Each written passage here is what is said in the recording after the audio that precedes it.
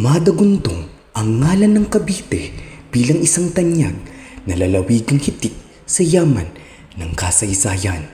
Saksi ang lalawigan sa samot-saring kwento ng kahapon. Nariyan ang lalawigan ay siyang sinilangang bayan ng unang presidente ng Republika ng Pilipinas. Ang tahanan ng 13 martir, ang pinagmulan ng kompositor ng pambansang awit ng Pilipinas at marami pang iba. Ngunit, lingid sa iba na mayroong bayan ang sinibulan din ng mayamang kwento na pinagmulan ng ating kasaysayan. Ang kinaligtaang bayan, ang bayan ng General Trias. Panginoon, sa'yo nagmula ang bayang General Trias, dati San Francisco. Narito tayo ngayon sa lungsod ng General Trias, Cavite. Halikayo't alamin natin ang mga impormasyon patungkol sa kasaysayan dito.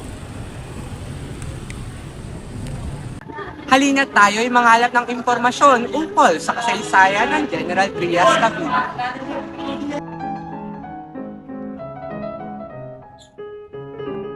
Upang mas makakalap ng impormasyon, sinubukan namin magtanong sa mga tao rito. Subalit, iisa lamang ang kanilang sinasabi.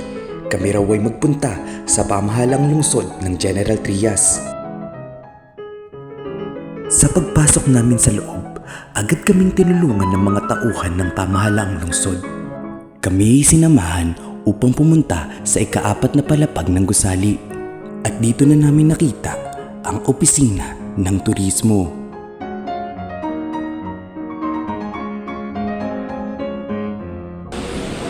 So magandang umaga po sa ating lahat. Magandang umaga ma'am.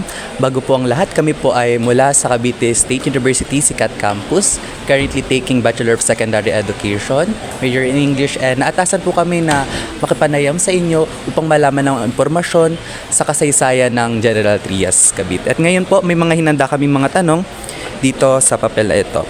At gusto po pong malaman kung ano po ang inyong pangalan at inyong katungkulan sa opisinang ito, ma'am.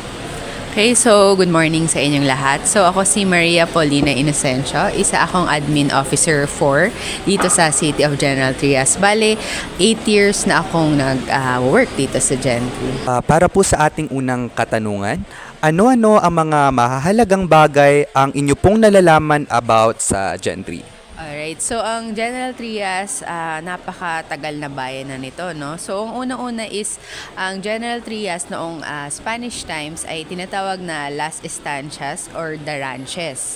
Isang napakalaking kalupain na kasama ang mga bahagi ng Tansa, Rosario at Noveleta. So, lupain siya ng mga praile dahil nga karamihan ng mga lupain talaga noon ay sa mga praile. Pero binili siya ng isang kontesa mula sa Espanya. So, mamaya pag-uusapan natin siya. So, dito ginanap yung first cry of Cavite sa Pasong Calabao na ngayon ay Santa Clara na malapit lang dito sa bayan. Tapos, meron ngayon tong 33 barangays. Then, so, naka 275 founding anniversary na siya bilang isang town and 8 years bilang isang city. Para po sa ating pangalawang katanungan, ano-ano ang mahalagang ambag ng General Trias sa kasaysayan? Napakaraming ambag ng General Trias sa ating kasaysayan dahil nga sa involvement ni General Trias sa revolusyon. So karamihan nun is sa sa labanan sa mga kung tawag nga sa kay Gentry nun ay isang rebelde laban sa dating mga nananakop sa bayan ng Pilipinas. So yun, karamihan talaga ng mga ambag ng ating bayan ay tumulong tayo upang makipaglaban sa ating mga mananakaw. Sa ating ikatlong katanungan, ano ang dating pangalan ng General Trias, Cavite? Okay, so hanggang ngayon, nababanggit pa rin naman yung kanyang kauna-unahang pangalan, which is yung San Francisco de Malabon, which is galing sa ating patron saint na Saint Francis of Assisi. So after nun, matagal na yun ang kanyang pangalan. Naging Malabon na galing sa word na malabong, which is yung bamboo or labong na dating marami dito nga sa ating bayan. Then after nun, a few years lang, ginawa na siyang General Trias. Pero yun na yung mga 1900s na, hindi yung sobrang tagal. Kasi nga, after syempre nung kay General Trias na.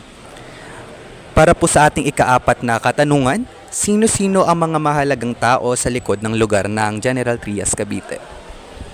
So tulad ng sinabi ko kanina, ang General Trias ay dating lugar ng mga fraile pero binili ito ng isang kontesa mula sa Espanya na si Doña Isabel. So siya ay isang matulungin at mapagkawang-gawang babae na samaang palad sa sobrang bait niya sa mga citizens or sa mga tao noong panahong yon ay namatay siya sa sakit na ketong. Nahawa siguro siya, ano? So, kung tutuusin, pwede siyang ina ng General Trias. At syempre, dumako naman tayo kay Diego Mojica at kay General Trias na parehong leader ng himagsikan dito sa General Trias. Si Diego Mojica, isa siyang Makata. At si General Trias naman ay kumbaga unang vice president ng ating bansa dito sa Pilipinas. Isa din siyang magiting na general noong mga panahong yon. Ang laki ng ambag niya.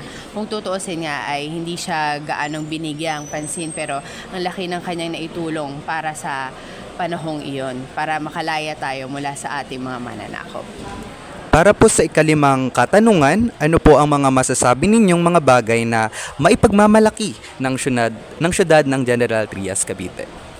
Unang-una ay makasaysayan ang bayan ng General Trias. Napakaraming nangyari dito tulad na lang nung mga panahon ng himagsikan.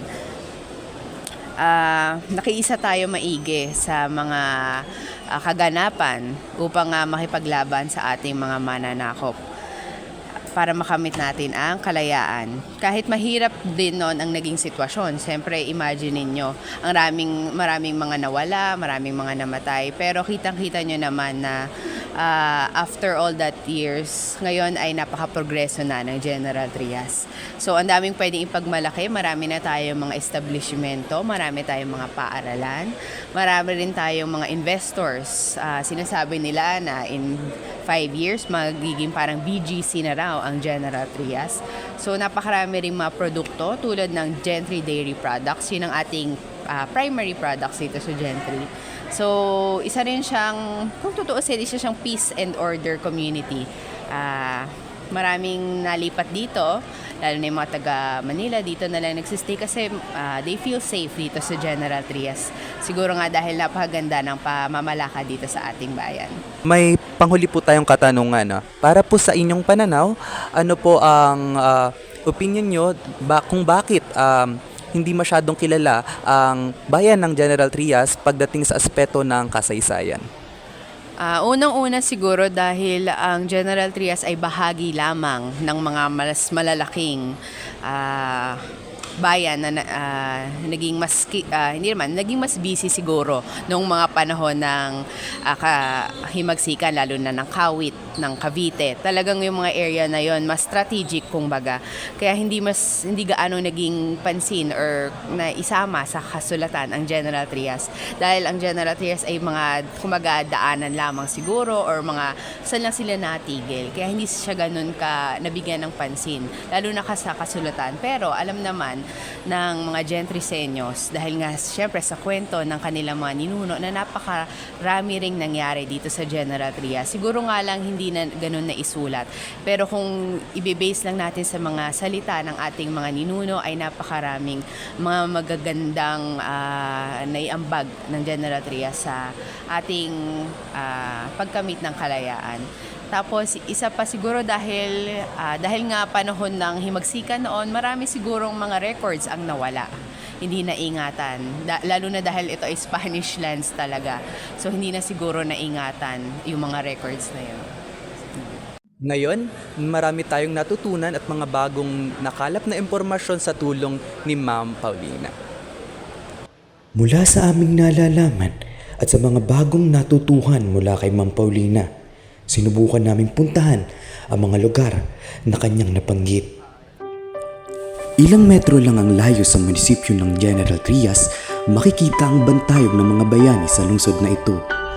Narito tayo ngayon sa bantayog ng mga kilalang bayani dito sa lungsod ng General Trias, Cavite.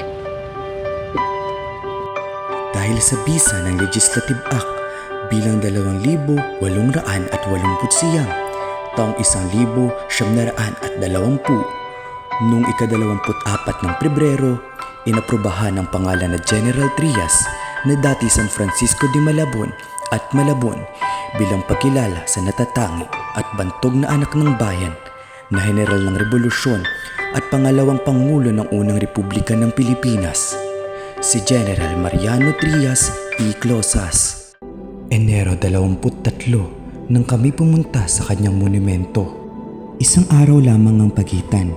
Enero 22, ipinagdiriwang ang ika-110 anibersaryo ng kanyang kamatayan. Balbino Trias at Gabriela Closas ang mga pangalan ng kanyang magulang. Siya'y sumanib sa katipunan noong 1876.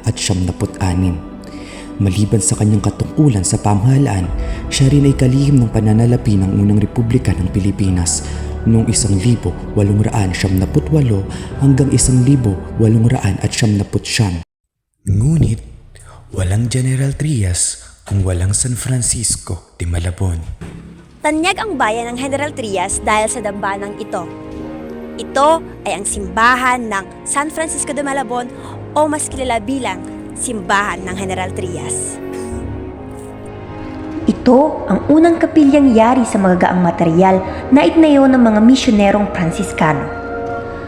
Ang pook na kinilalagyan nito ay bahagi pa lamang ng kawit noong mga taong 1621. Ito'y isinalin sa mga paring Jesuita ng Cavite Puerto taong 1624. Kalaunay, ito'y naging parokya noong ika-9 ng Setyembre 1753. Ang simbahang ito ay ipinagawa noong 1769 sa pangunguna ni Doña Maria Josefa de Izari Ursula de Condesa de Rasaga.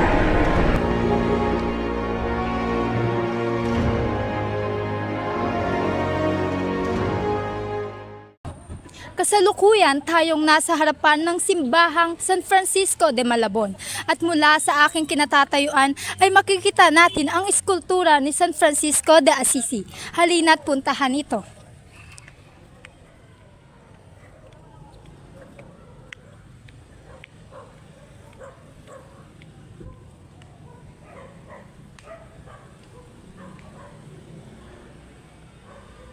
Ito ay nagmula sa puno ng akasya at ang siyang nagtanim nito ay si General Artemio Ricarte at mula nang ito'y masalanta ng bagyong milenyo noong taong 2006 ay muli itong inililok at itinayo ng mga mamamayan sa Paete, Laguna.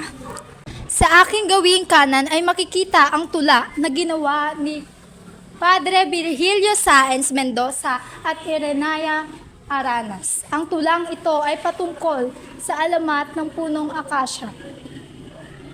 Alam na natin kung sino ang nagtanim ng puno, ngunit alamin pa natin kung sino si Artemio Ricarte. Si Artemio Ricarte ay kilala sa sagisag na Vibora o Viper.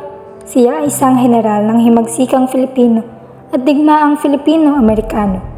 Isinilang siya noong ika-20 buwan ng Oktubre at taong 1866 sa Batac, Ilocos Norte. Nag-aral siya sa kanyang bayan bago makamit ang Bachelor sa Arte sa Kolehiyo de San Juan de Letran sa Maynila. Pumasok siya sa Universidad ng Santo Tomas at Eskwela Normal. Pagkatapos ng pag-aaral, nangasiwa si Ricarte ng isang mababang paaralan sa San Francisco de Malabon na ngayon ay General Trias sa Cavite. Sumapi si Ricarte sa Katipunan at nagkaroon ng ranggong Teniente General sa Konseho ng Magdiwang ni Supremo Andres Bonifacio. Sa pagputok ng himagsikang taong 1876, pinamunuan ni Ricarte ang matagumpay na paglusob sa tanggulan ng mga Espanyol sa San Francisco de Malabon. Sa Kumbensyong Tejeros, Nahalal si Ricarte bilang Kapitan General at itinaas ang ranggong militar sa Brigadier General sa hukbo ni General Emilio Aguinaldo. Pinamunuan niya ang ilang labanan sa Cavite, Batangas at Laguna. Ngayon, kasalukuyan nating sinusuyod ang iskinita ng General Trias, Cavite. Ngayon, nandito tayo sa Barangay Bagong Bayan. At kung makikita ninyo, sa aking bandang likodan ay ang mga lumang establishmento o lumang kabahayan. Titignan natin ito. Ito ay mga gawa sa mga lumang kahoy at kapis na kung susumahan natin ay ito ay nilipas na ng ilang siglo ng daan. At kung makikita natin, ito ay parang nagpapakita ng makulay at marikit na kasaysayan ng lungsod na ito. Buhat ng kagustuhan naming matuto, sumubok pa kaming muli na maglakad-lakad sa kabayan dito. Nagbabaka sakaling makakita ng mga establishmentong may malaking bahagi ng kasaysayan. Di namin alintana ang pagod sa paglalakad. Hanggang sa kami nakapunta sa barangay na ito. Ang Barangay Corregidor. Sa aming paglalakad-lakad at pagmamasid sa bayan ng General Trias, napukaw ng aming pansin ang isang makalumang bahay na ayon sa mga taga-residente dito ay siya raw na bahay na tinigilan ni Andres Bonifacio. Sa bahay na ito, pansamantalang tumigil sina Andres Bonifacio na siyang tagapagtatag ng katipunan. Kasama niya ang mga kapatid na sina Seriaco at Procopio nang pumunta sila sa Cavite sa paanyaya ng Konsehong Panlalawigan ng Magdiwang noong Disyembre 1876 hanggang Abril 1877. Ito ay naging pag-aari ni Estefania Potente at pagkaraay na bili ni Emilio P. Virata hanggang sa mabili rin ng mag-asawang Dr. Jose at Marta Rodriguez noong 1975. Kabilang sa mga naging panauhin dito ay ang mga dating pangulo na sina Emilio Aguinaldo, Manuel Luis Quezon, Sergio Osmeña, Manuel Rojas at Elpidio Quirino. Mula sa plaza ng General Trias, dito naman ay ating matatagpuan ang City Public Library. Kaya't samahan nyo kami upang mangalapan ng ibang impormasyon at sanggunian patungkol sa kasaysayan ng General Trias, Cavite. Pagkatapos naming magtungo sa bahay na tinigilan ni Andres Bonifacio, ay sinadya naming puntahan ang City Library ng General Trias. Mula sa mga oral na kasaysayan na aming narinig, nagtungo kami sa libro at mga babasahin na magiging matibay na ebidensya ng ating kahapon. Sa paghahanap ng mga libro, bukas palad kung maituturing ang mga tao rito kung tumulong. Likas na rin siguro sa mga mamamayan dito ang pagiging mabait. Sa aming pananaliksik, napagtanto namin na hindi lang kasaysayan ng mayaman dito, pati na rin ang kultura at talento na kanilang ipinagmamalaki. Habang kami ay naglalakap ng mga impormasyon sa library, ay nakita namin si Ma'am Mildred Cayetano na isa sa mga umawit ng himno ng General Trias. At halikayo, samahan nyo kami na alamin ang mga pangyayari, alamin kung paano siya nagsimula sa pagiging mang-aawit. Magandang araw po, Ma'am Mildred Cayetano, at salamat po sa pribilehiyo na binigay niyo po sa amin na makausap po kayo at ma-interview po kayo. Simula nang nalaman po namin kanina na isa po kayo sa mga umawit ng gentry hymn. Meron lang po kaming iilang mga katanungan at ang una pong katanungan ay, anong taon po kayo nagsimula ng umawit ng himno ng General Trias?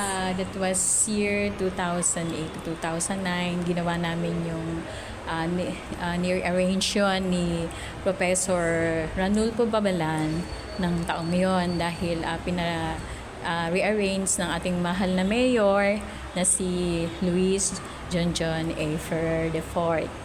Yun. Kaya near-arrange na namin yon at record namin yun sa youth center. Yun. Okay, so sa sunod naman po namin katanungan, Ma'am, sino at paano po kayo nahikayat na umawit ng himno ng General Trias? hinikayat ako ng, dahil nga ako noon ay consultant on cultural affairs ni ating mahal na mayor na John Ferrer, na pinare-arrange at kami yung bilang as in cultural affairs niya, kami dalawang partner kami ni Professor Ranulfo Pabalan, kami na rin pinaawit.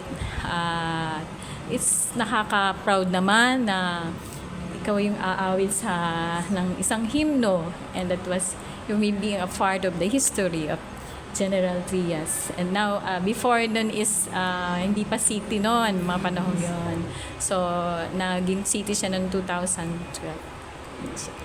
Ayun. So, sa huling katanungan po namin, Ma'am Mildred, bilang isang singer po ng himno ng Cavite, maaari po ba kayong magbahagi ng event or pinaka-memorable na pangyayari habang kayo po ay umaawit ng himno ng General Trias? Siyempre, nung kami nag-record, siyempre, excited ka. Ikaw yung, kumbaga, nung nire-arrange yun, kayo yung pinakanta. And at isa pa, ito pa nung last December, na-invite ako sa event ng ating mga PWD at under ng DSWD. So, they are very special to us. Hindi na rin sila pahihindian. So, that was talagang nakaka-proud at syempre maano sa damdamin na talagang masayang-masaya ako na nakanta ko yun. Bale, 3 yung pinakanta nila, ang ating pambansang awit, Cavite Hymn, at saka General Trias Hymn. Sobrang nakakatuwa yung mga nalaman natin tungkol kay Ma'am Mildred. Kay Ma'am Mildred Cayetano na talagang isa siyang singer, isa sa mga awit ng himno ng Cavite. At ngayon, hingian naman natin si Ma'am na magbigay ng kahit kaunting sample sa pag-awit. Ma'am, maaari po ba kayo magbigay ng sample? Okay, itong aking kakantahin itong ating, yung ating himno ng General Trias. Okay. Panginoon, sa'yo nagmula ang bayang General Trias, dati San Francisco de Malabon. Lahat ng aming nasa pag-asa't gawain, lalong higit sa karangalan ng aming bayan. Kami iyong mga anak sa lupang ito na nagbigay ng magandang kasaysayan at muling magbibigay. Kami nagpapasalamat sa iyo, aming Diyos. Hindi kami titigil upang makamit ang minimithi ng aming bayan. Oh, grabe, ang galing, Ma'am. All this time na naririnig po namin yung awitin na yan, kayo po pala yung kumanta. Sobrang nakakatuwa po na na-meet po namin kayo. Sobrang thank you po ulit, Ma'am Mildred Cayetano, sa opportunity. Thank you po. An honor na ma-meet ko kayo at makatulong ako sa inyong project sa school. So, sigurado unong na unong ang inyong grades na. Nandito tayo ngayon sa palengke ng Malabon. Susubukan nating humanap ngayon ng Valenciana dahil kilala ang bayan ng General Trias sa pagkaing ito. Ngayon, samahan nyo kami. Ngayon, dito tayo sa loob ng palengke ng Malabon at nandito tayo kay Mang Mike Valenciana at ngayon kakausapin natin si Kuya Omar patungkol sa Valenciana kung saan kilala ang General Trias, Cavite. Ayun. Hi po, Sir Omar. Alam po namin na kilala ang bayan ng General Trias, Cavite sa Valenciana. Ano pong masasabi niyo po patungkol sa Valenciana po? Mang Mike Valenciana, ito yung isa ng kilalang pagkain dito sa General Trias City. At patok na patok yung panlasa sa mga bagong henerasyon ngayon. Ngayon po, saan po kaya nagsimula yung Valenciana po? Nag-start to sa 1989. So almost magta 35 years na ang Valenciana. Ba't po kaya naging sikat yung Valenciana sa General Trias, Cavite? Sa tingin nyo po? Siguro yun nga sa lasa ng Valenciana at ang naging ugma sa henerasyon ngayon dahil nga sa iba't ibang toppings, especially mga binagoongan, ito yung manamis-namis na maalat-alat na manghang-anghang, tapa na ganun din, na manamis-namis din, na sa generation, yun yung gustong-gusto nila. So, lalong-lalo na ang kung paano si Mang Mike makikipag halubilo sa mga customer, hindi lang siya customer, kundi kaibigan. Kaya siguro medyo angat ang Mang Mike.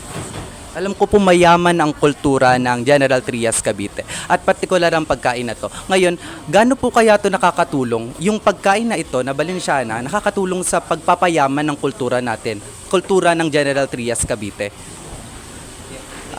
Di bali kasi itong pagkain na ito ay minana natin dun sa panahon ng Kastila. Ito yung paella at version nito ay arroz Valenciana dito sa Pilipinas. So lalo na dito sa Cavite. So nakikilala siya as in yung version na meron tayong originality rin na panlasa para sa atin. So, yun, maraming salamat po at sa tingin ko po na nakuha na natin ng mga impormasyon patungkol sa Valenciana ngayon. Kakain tayo ngayon dito at para malaman kung ano ba ang lasa ng Valenciana. Thank you po. Marami pa. Teka lang Diyan na lang din. Masyado mo. Nasugan mo na yan. Nasugan mo na yan. Tapa Valenciana. So ganito yan. Pag yan. Okay. Ang isa pang pamanang lutuin na hindi may pagkakailang Kastila ay ang Valenciana, na talaga namang ipinagmamalaki ng mga taga General Trias. Ang Valenciana ay may hahalin tulad sa paella ng mga Espanyol na sumikat sa Pilipinas bilang arroz Valenciana.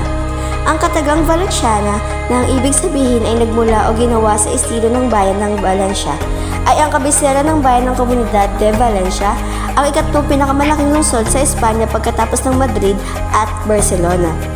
Naging tanyag ang arroz a la Valenciana sa mga bayang sinakop ng Espanya. Tuwing Disyembre ay pinagdiriwang kasabay ng pagkakatatag ng bayan ng General Trias ang Valenciana Festival. Upang mapagbigay-pugay sa ulam na minana mula sa mga Espanyol, nilikha ng dating alkalde ng General Trias at distrito ng Cavite si Luis Janjan Ferrer ang taunang Valenciana Festival.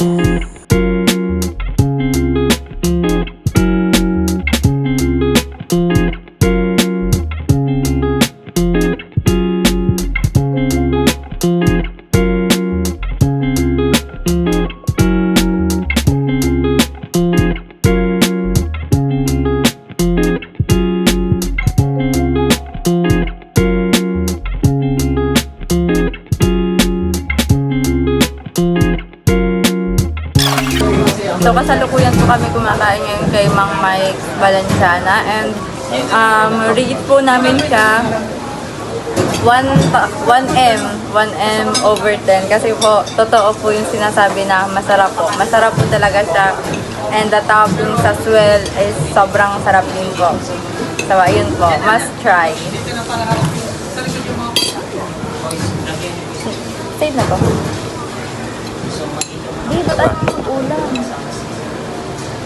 Ngayon, alam ko na kung bakit pinagmamalaki ng General Trias ang Balaglan. Dahil sa sarap na nito, taglay, at sa lilam ng nitong tinataglay.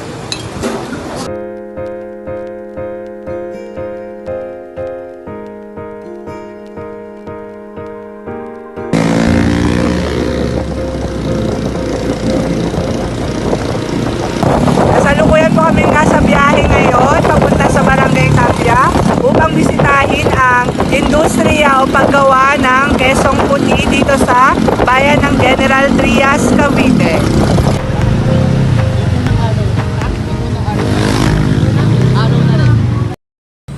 Andito tayo ngayon sa paaralan ng Tapia Elementary School na kung saan konting lakad lamang mula sa paaralang ito ay makikita natin ang munting bahay na iyon na kung saan kilala ang pamilya nila bilang pagawaan ng kesong puti na kilala dito sa barangay na ito, dito sa General Trias, Cavite. Tara na at puntahan natin at magbigay or humingi tayo ng konting impormasyon tungkol sa paggawa nila ng kesong puti. So, tara!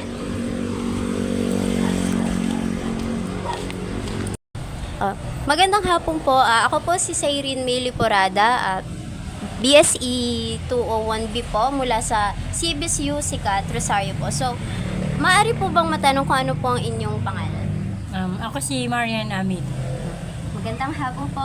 Meron lamang po akong ilang katanungan mula po sa sinasabi po nilang sikat daw po na produkto mula po sa barangay na ito. So, kailan po nagsimula ang produkto po na paggawa po ninyo ng kesong puti? Sa akin panipala, nasimula ito sa aming mga ninuno, sa nanay ko, na mana-mana. Kaya ito aming produkto mo.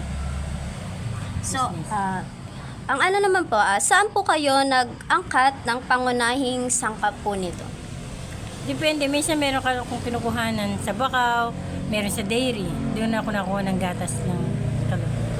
And sa panghuli pong katanungan, mahalaga ba ang kesong puti sa industriya ng General Trias? Oo, napakalaking halaga dito. Nakamalaking tulong sa ating General Trias, di ba? Kasi maraming nakaka-hikayat o nadadala to sa ibang bansa, kaya malaking sa amin, malaking bagay ito sa amin, nakakatulong sa aming hanap buhay, sa mga pag-aaral ng aming mga anak. Sa panghuli pong katanungan, ano po ang naging tulong po nitong produkto ninyo sa iyo pong kabuhayan, sa inyo po? Ito po ang aming business or hanap buhay. Napakalaking tulong sa aming buhay dahil nakakapag-aral kami, nakapagpapaaral kami ng mga anak sa mga college, sa mga nakakabili din ng nakatigan ng mga gamit. Maraming salamat po. Ang kesong puti o kasilyo ay isang tradisyonal na puting keso sa Pilipinas na gawa sa gatas ng kalabaw. Ito ay may malambot na tekstura at maalat na lasa na madalas na kinakain kasama ng tinapay o ginagamit bilang salad dressing. Ang paggawa ng puting keso ay isang mahalagang bahagi ng kulturang agrikultura sa mga lalawigan ng Cavite, Laguna, Bulacan at Cebu. Ito ay nagmula noong panahon ng mga Kastila at patuloy na ipinapasa mula sa mga ninuno hanggang sa kasalukuyan. Sa paligid ng General Trias, ang lokal na komunidad na nagtatanggol sa mga bukid ng palay at kalabaw, ang paggawa ng puting keso ay isang mahalagang bahagi ng kanilang kabuhayan. Ang mga Carabao, particular na mga inahing kalabaw o Caracao, ay mahalaga sa paggawa ng sariwang gatas na ginagamit sa paggawa ng kesong puti. Ang lugar na ito ay may tropical na klima na naangkop para sa pagpaparami at pagpapalaganap ng kalabaw. Sa kasalukuyan, ang kesong puti ay patuloy na ginagawa sa General Trias at iba pang mga lugar sa Pilipinas. Ito ay isang produkto na may limitadong shelf life at dapat itong ilagay sa malamig na lugar upang hindi ito masira. Ang puting keso ay isa sa mga produkto na nagpapakita ng kasaysayan, kultura at tradisyon ng mga Filipino. Sa pagtatapos ng araw na ito, sa pangangalap ng impormasyon at detalye maging ng bagong kaalaman patungkol sa makasaysayang bayan ng General Trias, Cavite, napagtanto namin kung gaano sila kabukas palad sa pagtanggap ng mga panauhin para sa bayan na ito. Napatunayan rin namin na sa bawat pagtanggap nila ay laging may kaakibat ng ngiti na natatanggap ang mga panauhin na bumibisita sa bayan na ito. Isang patunay ang lungsod ng General Trias sa pagkakaroon ng mayabong na kasaysayan ng Pilipinas. Primot man at mistulang nakaligtaan na ng makabagong panahon. Ang mahalimuyak na kwento nito ay nananatiling masamyo na hindi kayang bahiran ng anumang panahon na magdadaan. Masasabi natin na tunay pa rin na marangya at mayaman ito pagdating sa aspeto ng kasaysayan. Naway buhayin pa't sariwain ng mga magdadaang henerasyon ang hitik na kasaysayan ng kinaligtaang bayan. Panginoon, sa'yo nagmula ang bayang General Trias, dati San Francisco de Malabon. Lahat ng aming nasa pag-asa't gawain, lalong higit sa karangalan ng aming bayan. Kami iyong mga anak sa lupang ito na nagbigay ng magandang kasaysayan at muling magbibigay. Kami nagpapasalamat sa iyo, aming Diyos. Hindi kami titigil upang makamit ang minimithi ng aming bayan.